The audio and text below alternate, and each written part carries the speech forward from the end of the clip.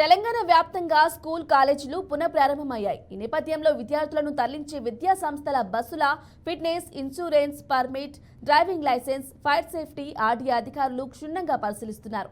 నిబంధనలకు విరుద్ధంగా నడుపుతున్న ఫిట్నెస్ లేని స్కూల్ బస్సులను సీజ్ చేసి జరిమానా విధిస్తున్నారు.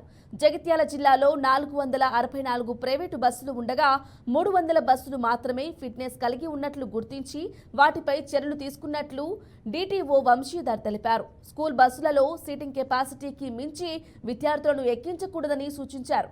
విద్యార్థుల తల్లిదండ్రులు బస్సుల వద్దకు వెళ్లినప్పుడు బస్సు కదిలే సమయంలో పిల్లలను గమనించాలని సూచించారు. ఫిట్నెస్ లేని బస్సులను ఎట్టి పరిస్థితుల్లో రోడ్లపై తిప్పొద్దని హెచ్చరించారు.